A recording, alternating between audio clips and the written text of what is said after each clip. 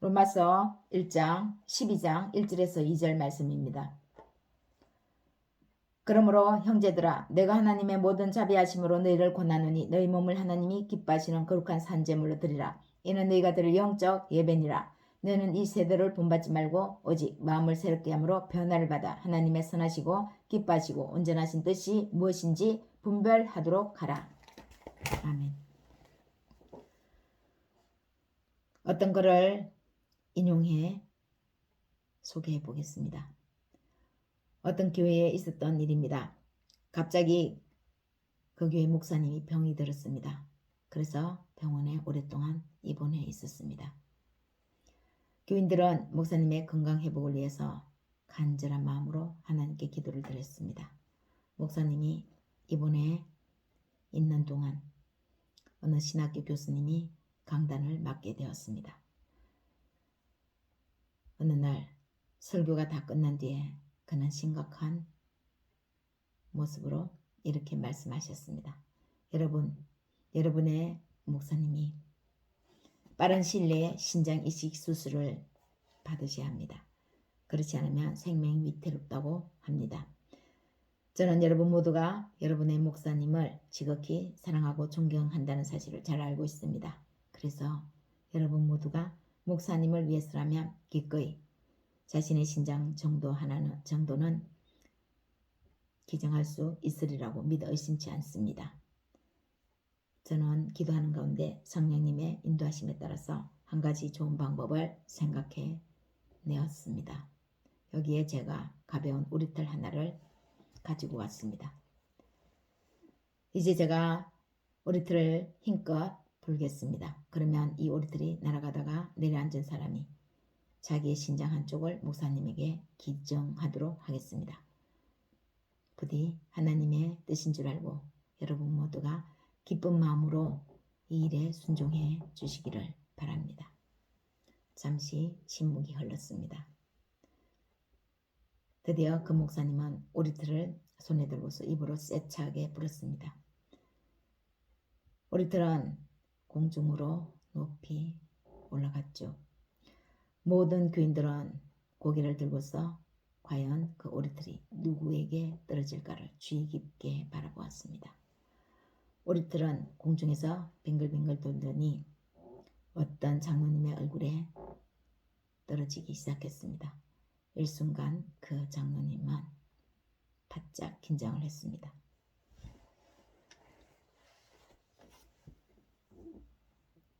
그러더니 갑자기 그 오리털을 향해서 큰 소리로 말했습니다.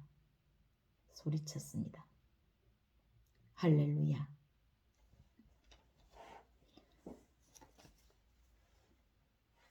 그 순간 장로님의 입김에 의해서 그 오리털은 다시금 다른 곳으로 날아갔습니다.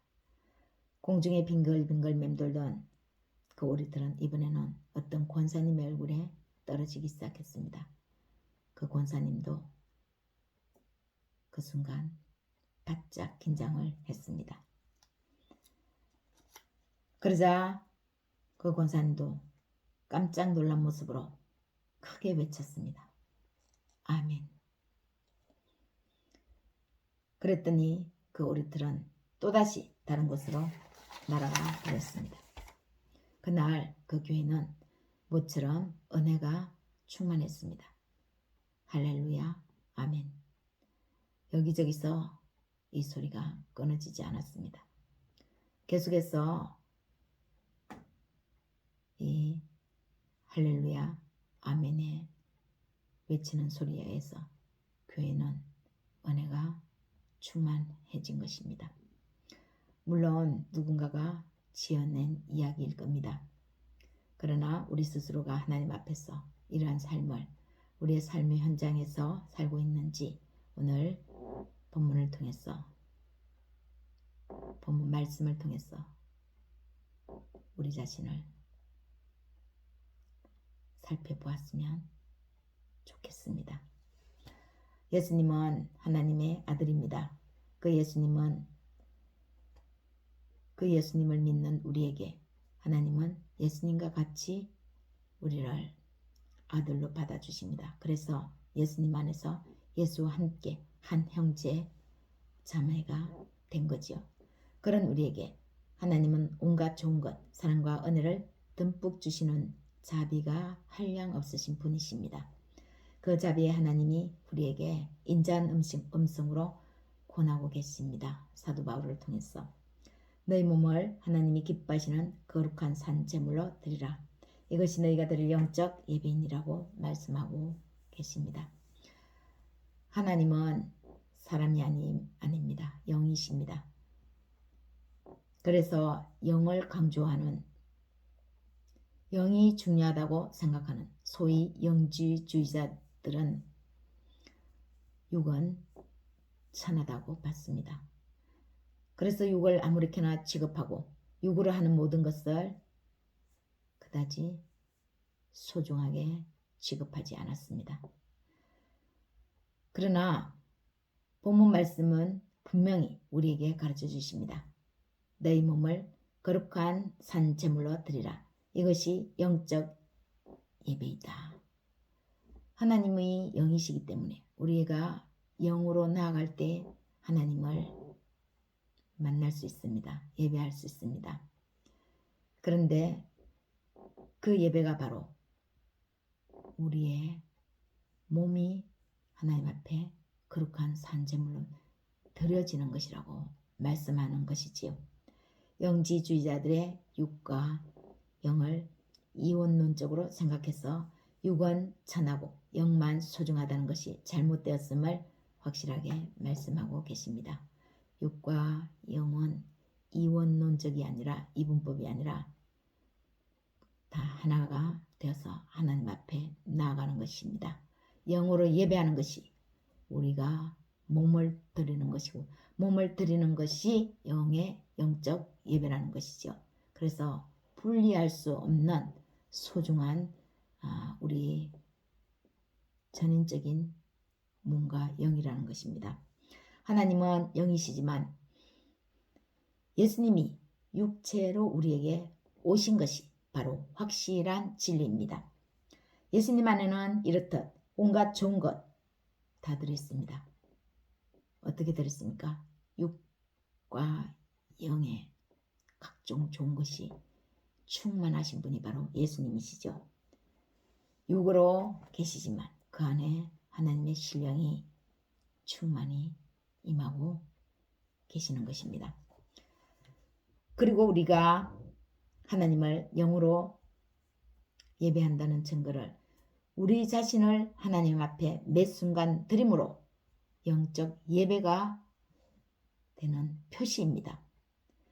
우리가 하나님을 예배하노라, 하나님을 사랑하노라 말은 하면서도 표현, 행동을 안 하면 때로는 사랑을 하는지 예배를 하는 건지 알 길이 없습니다. 그 행동이 바로 우리의 몸이라는 것입니다. 그래서 몸으로 우리는 하나님을 예배해야 합니다. 첫 번째는 자신을 제물로 드리는 것은 바로 삶에서 실천 변화를 시켜 나가기 때문에 이 몸으로 하나님을 예배하는 것이 중요하다는 것입니다.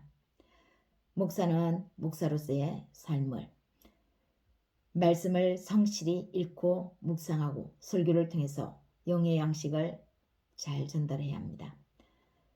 그래서 목사 자신과 말씀을 통해 듣는 사람들을 하나님이 기쁘게 받으시도록 중간 역할을 잘 하는 것이 목사의 역할입니다. 학교의 교사는 맡겨진 학생들을 성실히 가르치는데 성심과 근면, 사랑으로 임해야 합니다. 학생은 배움의 공간에서 그 위치에서 공부하는 그것으로 자신이 제물이 되어야 합니다. 최선을 다해서 공부를 함으로써 자기 자신을 그렇게 해서 하나님 앞에 예배하는 표시인 거죠. 그러므로 내 몸을 산제물로 드리는 것은 지금의 위치에서 나에게 주어진 맡겨진 그 역할에서 긍정적인 마음인 믿음으로 말씀을 의지하여 순종하는 것입니다. 좀 더 구체적으로 말하면 자신에게 자신이 가지고 있는 재능, 그 재능을 삶의 현장에서 최선을 다하는 것입니다. 하나님이 창조하실 때에 주신 그 재능을 우리가 처해 있는 삶의 현장에서 그 재능을 발휘할 때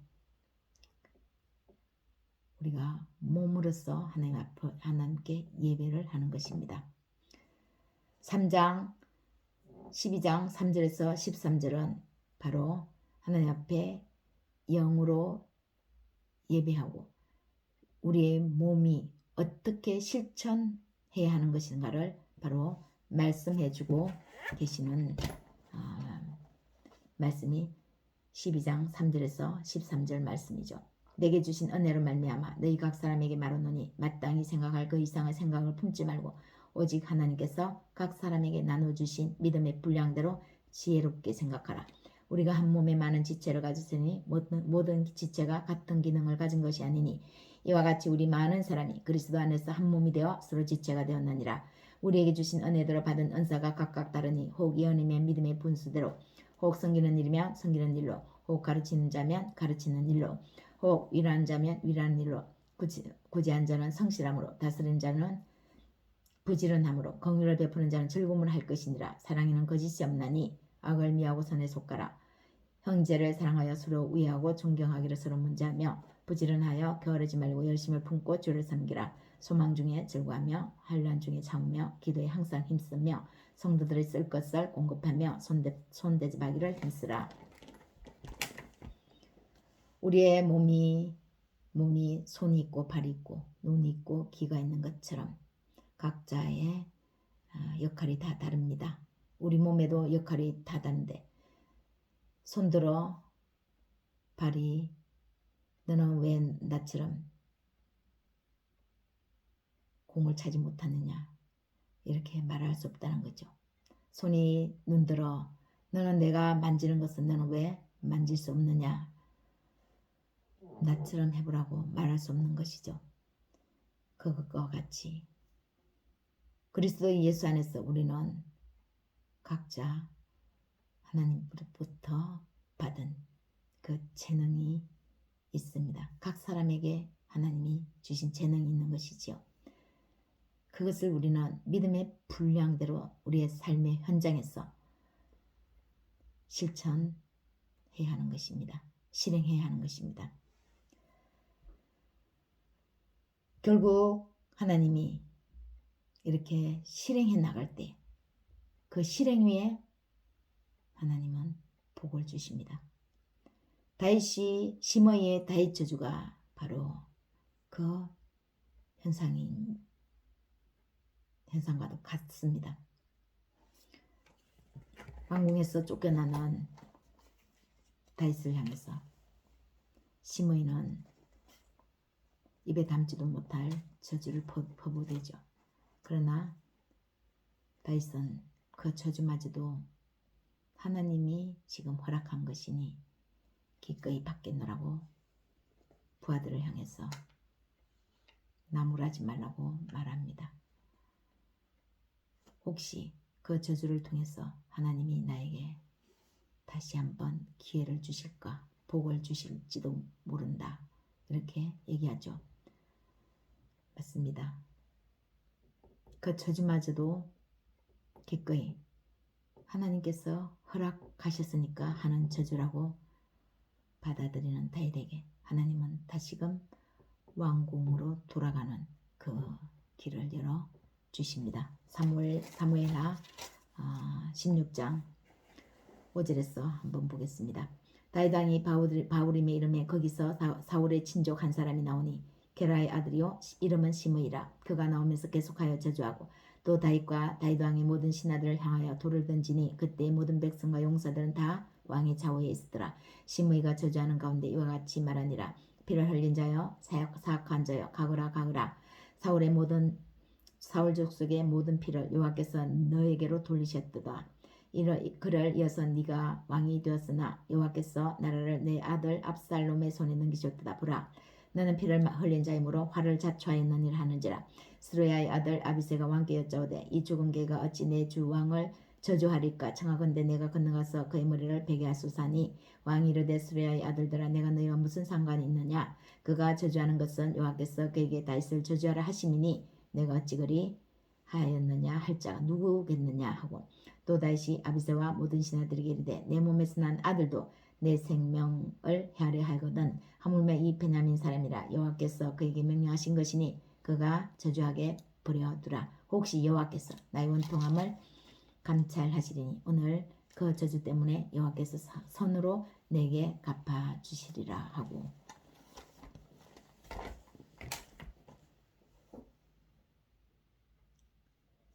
거룩한 산제물.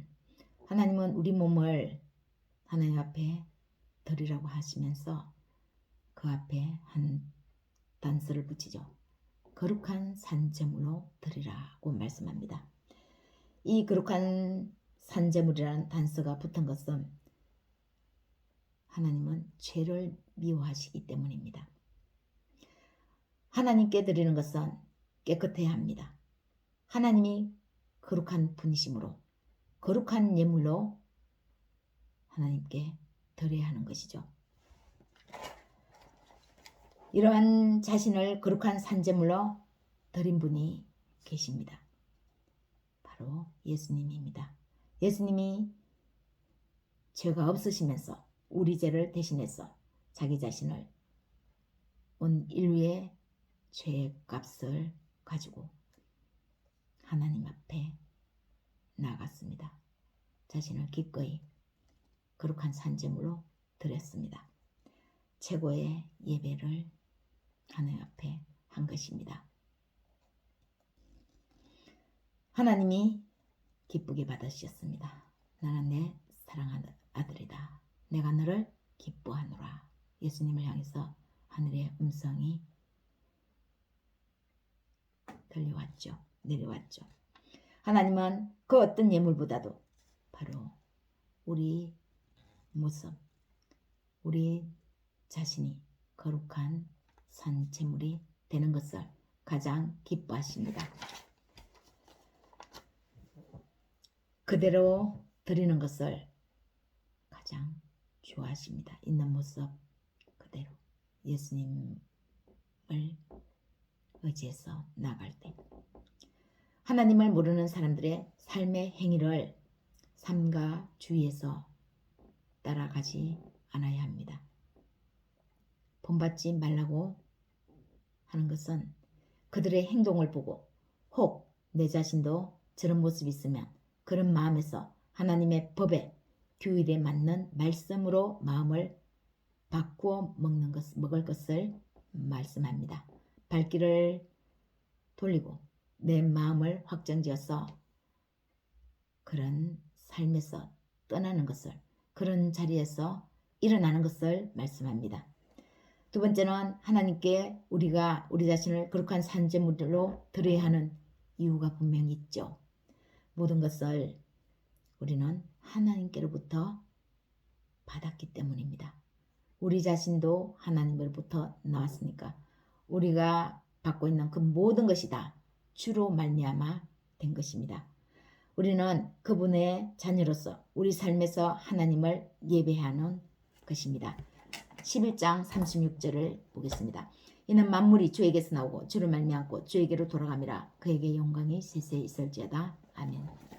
우리는 하나님 앞에서 받지 않은 것이 단 하나도 없습니다. 우리의 생명이 주의 것이기 때문입니다. 생명, 피, 삶입니다. 우리가 하나님 앞에 나아갈 수 있는 사람은 사람 중에 단 한 사람도 없죠. 그런 자격 없는 우리가 하나님 앞에 담대히 나아갈 수 있는 것은 예수님의 거룩한 산제물의 은혜 때문입니다. 예수님이 우리를 대신해서 거룩한 산제물이 되었기 때문에 우리가 그 은혜로 예수님을 믿음으로 하나님 앞에 담대히 나아갈 수 있는 것이죠.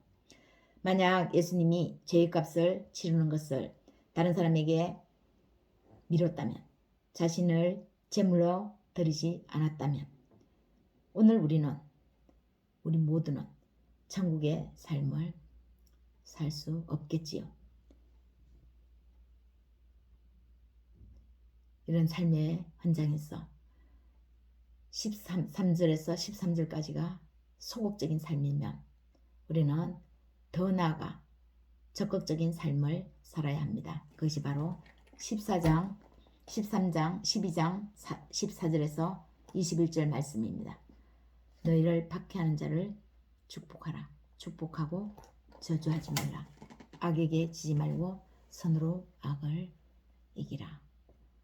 더 적극적인 믿음으로 하나님을 믿고 우리는 삶의 현장에서 앞으로 전진해야 합니다. 예수님과 같이 예수님을 닮아 예수님과 함께 거룩한 산제물이 되도록 우리 자신을 하나님께 기꺼이 기쁜 마음으로 드립시다. 우리를 저주하는 사람을 향해서도 축복합시다. 다윗이 시므이를 향해서 말한 것처럼요. 예수님이 십자가에서 자신을 못 박는 사람들을 용서해달라고 말하는 것처럼요. 서대반이 자신을 향해서 돌을 던지는 그 사람들을 아무것도 모르고 저렇게 하는 것이니 용서해달라고 말하는 것처럼요.